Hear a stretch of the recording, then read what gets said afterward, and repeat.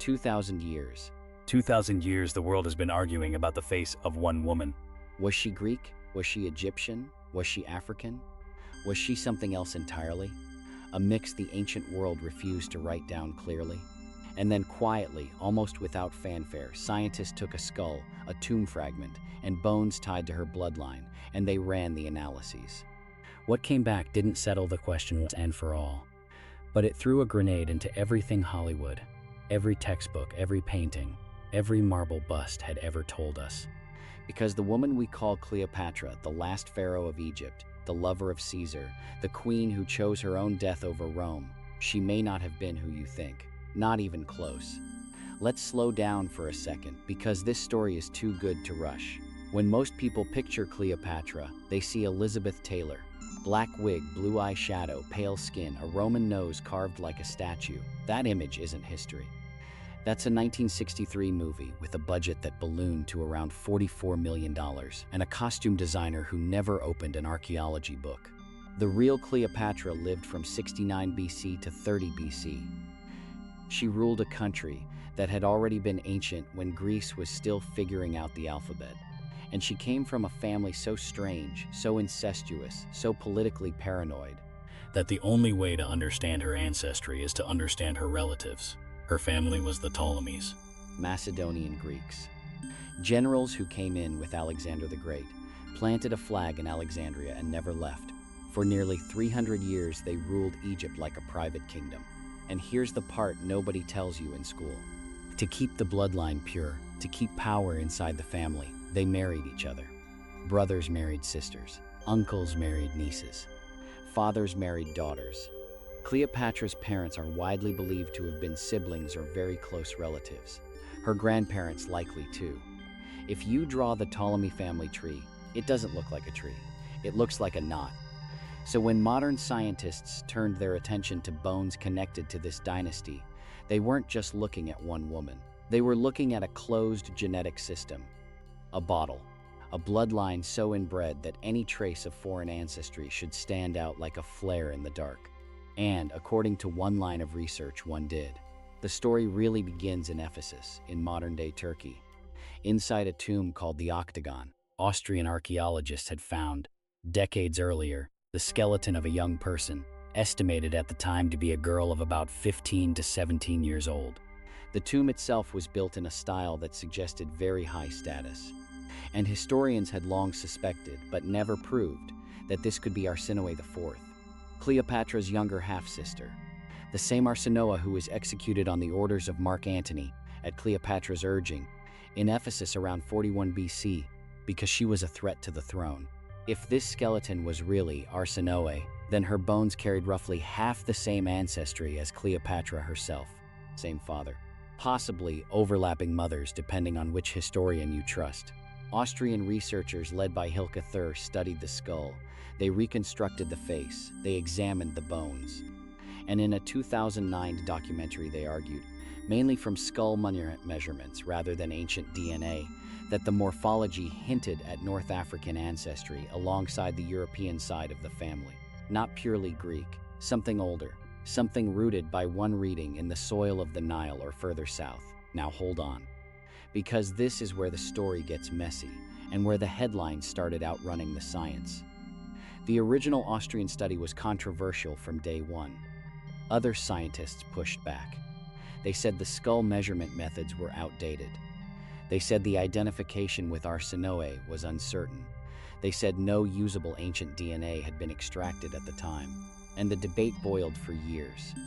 More recent genetic work on those Ephesus remains, published in the 2020s, has actually pulled the rug out from under the original claim in a different way. It suggests the skeleton may not be a young woman at all, but a young male individual, which would mean it isn't Arsinoe IV.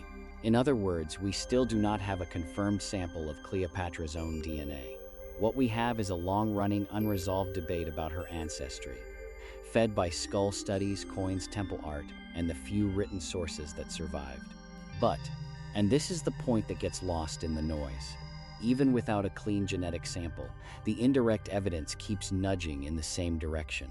Cleopatra's maternal line may not have been purely Greek. Somewhere, and historians have argued about this for a century. A Ptolemaic king, possibly Ptolemy XII, Cleopatra's own father, may have fathered a child with a woman who was not Macedonian. a concubine perhaps, a noble woman from the priestly class of Memphis more likely, according to one influential hypothesis. The high priests of Ptah in Memphis were the most powerful native Egyptian family of the era. They were the kingmakers. They were the ones who ritually crowned each Ptolemaic pharaoh. And there is historical evidence that the Ptolemies were closely entangled with this family in the generations around Cleopatra's birth, which raises the real possibility that Cleopatra was not simply a Greek queen ruling over Egyptians. She may have been, at least partly, Egyptian, possibly more. And here's where it gets really interesting. Because the ancient sources, the ones written by people who lived not long after her, dropped clues that we've been glossing over for 2,000 years. Plutarch, the Greek historian, wrote about her roughly a century and a half after her death. He said her beauty was not in itself extraordinary. What stunned people was her voice, her wit, her presence. But he also wrote something else. He said she was the first of the Ptolemies in nearly 3 centuries who bothered to learn the Egyptian language. He listed many languages she could speak without an interpreter: Ethiopian, Troglodyte, Hebrew, Arabic, Syrian, Median, Parthian, and more. Why would a purely Greek queen in an isolated palace bother to learn the language of the people she ruled? Unless perhaps it was also part of her own heritage.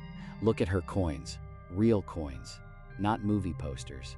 The coins minted during her own reign show a woman with a strong hooked nose, full lips, a powerful jaw, hair pulled back tight. She does not look like an idealized Macedonian princess. She looks like a Mediterranean woman with a face all her own. And remember, she controlled what went on those coins. She approved the designs. If she had wanted to look more conventionally Greek, she could have. She chose not to. Then there are the temple reliefs. In the Temple of Hathor at Dendera, there's a famous carving of Cleopatra and her son, Caesarion, the boy she had with Julius Caesar. She is dressed as the goddess Isis. Her features are rendered in the Egyptian style. Her son, the half-Roman child, is shown standing beside her. The relief leans heavily on Egyptian iconography, by design because she wanted to be seen by her Egyptian subjects as one of them. Modern reconstructions have tried to put a face on this. In 2023, a Netflix docuseries and several artists generated likenesses of Cleopatra that looked almost nothing like the marble busts in European museums. Brown skin, dark, tightly curled hair, a broad nose, fuller lips than any sculpture had ever dared show. The internet predictably exploded. People who had grown up with Elizabeth Taylor refused to accept it. People who had argued for centuries that Cleopatra had African ancestry felt vindicated. And in the middle of all the shouting, the actual evidence kept whispering the same careful thing. She was almost certainly mixed. She was Greek by name, by language, by dynasty. She may well have been part Egyptian by blood, through a maternal or grandmaternal line tied to the priestly elite. She was the bridge between two worlds, and her power came from being able to stand in both at once. That, more than her looks, is why she fascinated Caesar. That's why she captivated Mark Antony. They had never met anything like her, because nobody quite like her had ever sat on that throne before. And here is the part of the story almost nobody talks about. The studies of her dynasty didn't just hint at her ancestry. They also revealed something about Ptolemaic health. The dynasty was so inbred that many of her relatives showed signs of severe genetic problems: obesity, goiter, skeletal issues. Her ancestor Ptolemy VIII was so famously overweight that Roman ambassadors openly mocked him as Physcon, potbelly. Cleopatra herself appears to have escaped much of this, possibly by one hypothesis, because a non-Greek branch of her family tree introduced fresh DNA into a stagnant pool. In a brutal genetic sense, the very mixing that her dynasty tried to avoid for 300 years may have been the thing that helped produce sharper, healthier, and more capable than almost any Ptolemy in living memory. Inbreeding had nearly destroyed her family. A single outsider, a grandmother or great-grandmother, may have helped save it just in time to produce her. Think about what that means for a moment. The most famous woman in the ancient world, the Queen Rome could not absorb until she chose her own death. The ruler whose intelligence terrified two of the most powerful men who ever lived may have existed because somewhere a Greek king broke the rules and married into the heart of Egypt. The science didn't just hint at her heritage. It hinted at why she was possible. Now, about her death. Because once you understand who she really was, the ending hits differently. In 30 BC, after Mark Antony lost the Battle of Actium in 31 BC and, the next year in Alexandria, ran himself through with his own sword, Cleopatra was 39 years old. Octavian, the future Emperor Augustus, had won. He planned to drag her back to Rome and parade her through the streets, to show the world that the last pharaoh of Egypt was just another conquered woman. She refused. She locked herself in her mausoleum with two handmaidens, and then, according to legend, she let an asp bite her. Modern toxicologists have long doubted the snake story.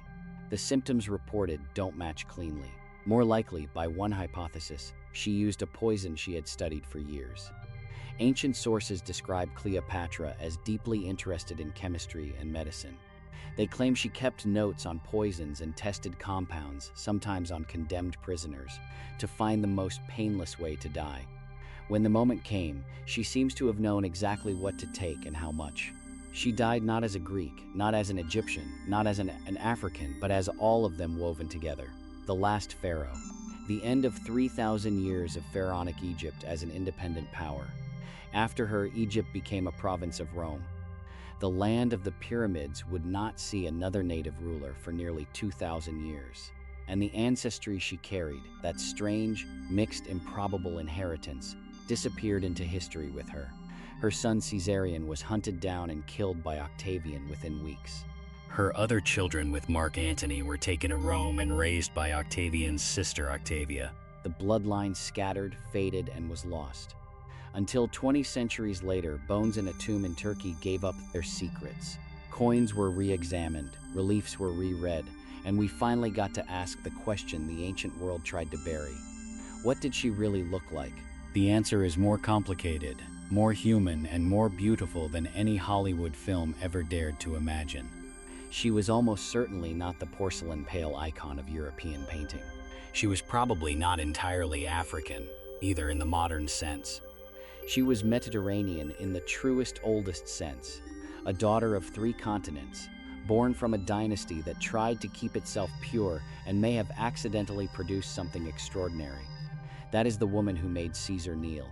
That is the woman Antony died for.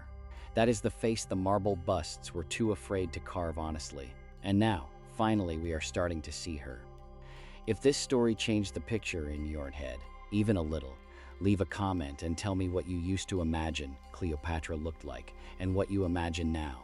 Hit subscribe, because history is full of these moments where one fragment of evidence rewrites 1,000 years of assumption, and we are just getting started. The next one we tackle might surprise you even more. The bones still have stories, the tombs still have secrets, and science finally is learning how to listen.